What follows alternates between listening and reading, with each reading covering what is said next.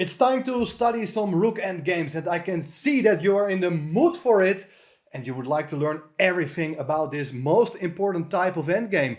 I'm going to show you one game between Vladimir Kramnik, former world champion, and Timur Radjabov. And this endgame teaches you everything you have to know. Let's have a look together. In the current position, it is black to play, as with its last move, rook to c4, white is actually offering the exchange of rooks. Well, whenever studying rook endgames, you also have to understand that there is a chance that the rooks are going to be swapped and how to evaluate the king and pawn endgame. That's the big question. So it's black to play, and what is black going to do? Is he going to keep the rooks on the board or not? Well, let's study it together. After the rooks are getting exchanged here, only pawns and kings are left on the board. How to evaluate this endgame?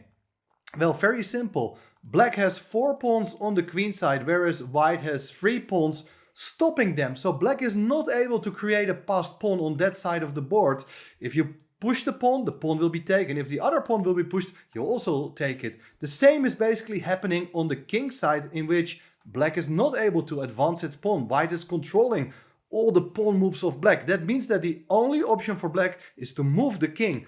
So white has neutralized this minus pawn on the queen side, but on the king side, he is having a 3 versus 2. That's a majority, and therefore white's plan here is to activate the pawns. And with the move g4, hoping that black is going to take, after king takes g4, here again the king can only move. Now the simple plan is to play the move f5, so that after the exchange of pawns, we have managed to create a passed pawn. If this pawn is able to run forward, well, it's just a new queen. So the black king got to stay in the vicinity of that pawn. If that happens, the white king will walk over to the other side. This is what we call an outside passed pawn.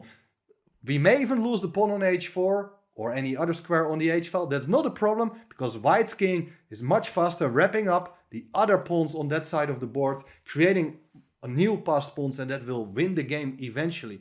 Well, that shows that the transition into a king and pawn endgame is just losing for black. That's very important information, so that very often whenever you have the opportunity to trade off rooks, well, it can mean that it's just a decisive aspect, and therefore black cannot go for that. But we'll keep that in the back of our mind, because later on in the game, maybe there are other moments in which the rooks may be traded as well.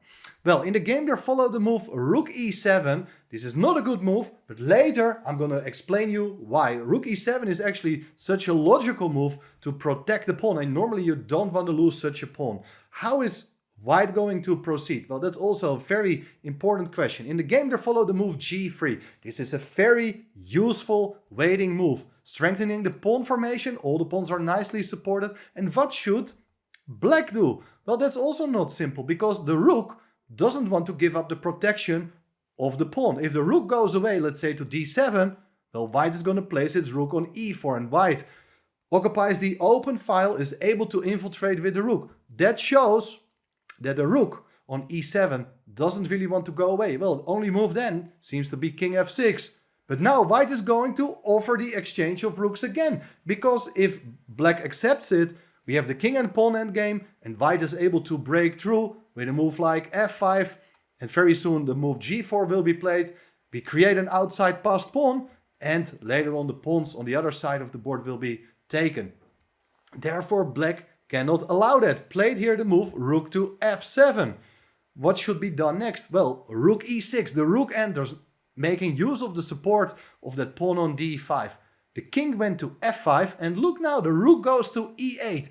Very active square where it cannot be challenged, but we are controlling the open file, we are controlling the back rank. Maybe we're able to attack other weaknesses later on. What should black do now? Well, black still doesn't have any good pawn moves. If you move the rook, look here, it's rook f8 with check, and the king is caught in a mating net, cannot go anywhere. This is also something you should always keep in the back of your mind, that maybe you don't expect a mate to be happening, but you should always look for it, even in rook endgames. If you play the move rook f6, it's the other rook move on the f-file, well, then the rook comes to e7, and the pawn on c7 will be taken. Therefore, black played here the move king f6, but that's not a good move. I mean, there was not much of a choice, but really, in rook endgames, you don't want to go backwards with your king. White played the move king e4, excellent move.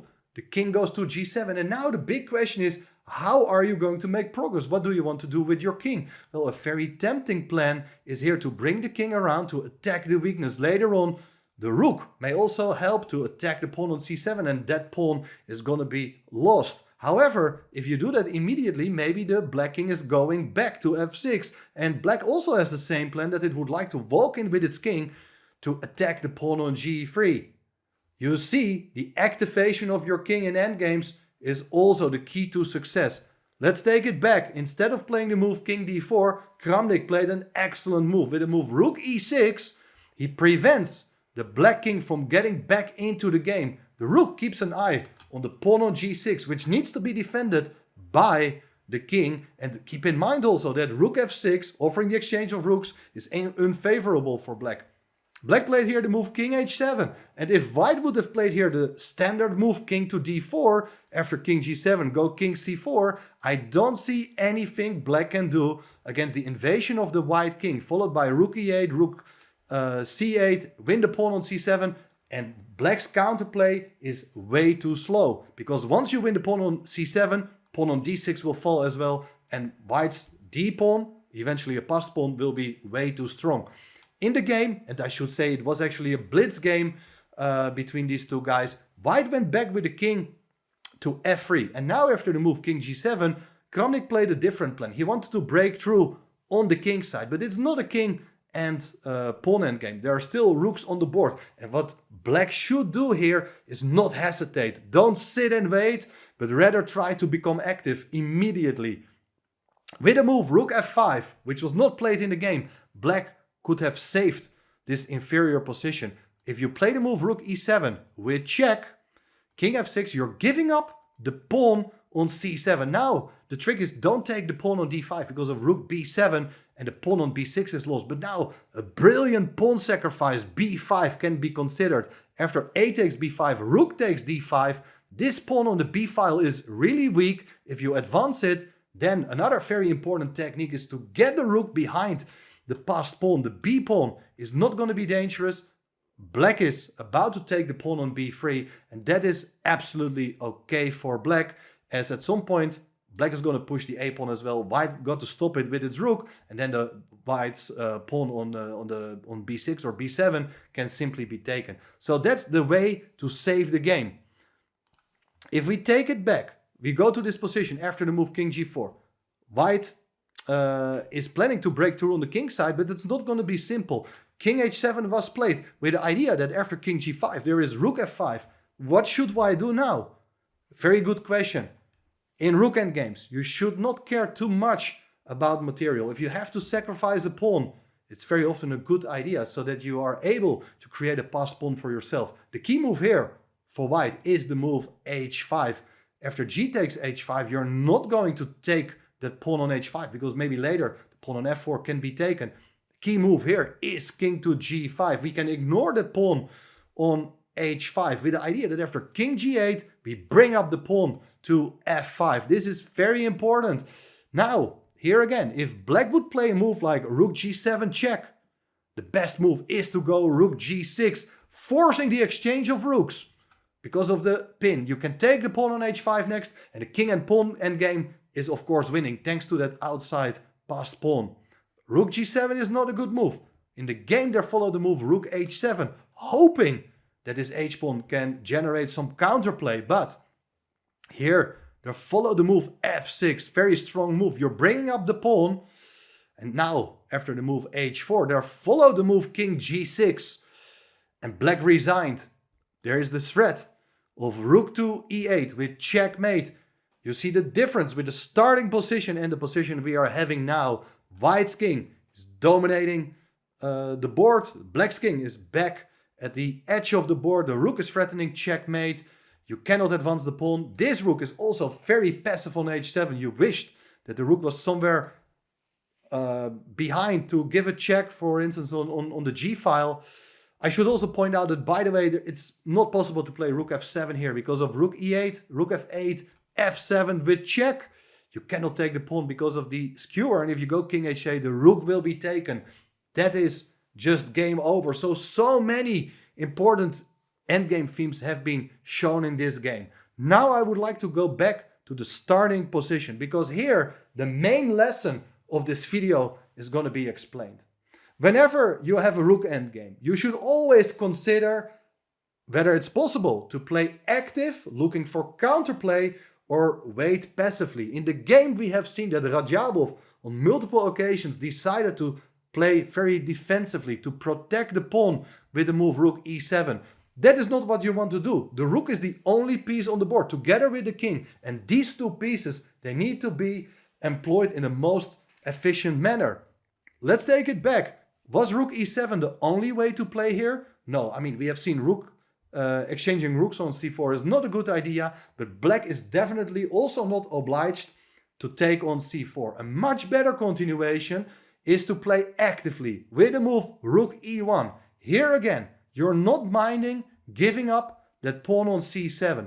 After rook takes c7, you gotta be careful. I understand that you would like immediately to attack the pawn on b3, for instance, with a move like rook b1. But if you do that, wait a second, guys, here again. Mating ideas are always in the air. Rook f7, the black king is caught in a mating net as the king is covering the e4 and g4 square. The pawn on d5 prevents the king from coming back to e6. Take it back. Also in endgames, especially in rook endgames, look at forcing moves. By starting with this move rook f1, we are inserting a very important check. The king, for instance, it will go away. Let's say it goes to g3. Then my idea is to attack the pawn on b3, and we are ready to take it even with check. This rook is really strong. If the rook is going back to c3, now the roles are reversed. You see that the white rook is in a defensive mode to protect the pawn on b3, but if black plays here the move king e4, now both the black rook on b1 and the king on e4, they are more active than its counterparts, and by playing actively, you're sacrificing a pawn, you're able to regain it very soon. Black is going to take the pawn on d5 next. What I like about black's cooperation is that one rook is attacking one pawn, the king is attacking the other pawn. Once you take that pawn on d5, it's actually black who has a passed pawn, and probably it's not enough to win the game, but if I can choose, I would probably take black in this position. So here again, the main lesson is always look for the opportunity to play as actively as possible. Even if that means that you have to give up a pawn temporarily, don't shy away from doing that. If you like this video and you found it instructive, make sure to give it a like, hit the subscribe button, and then definitely more rook endgames are covered as well.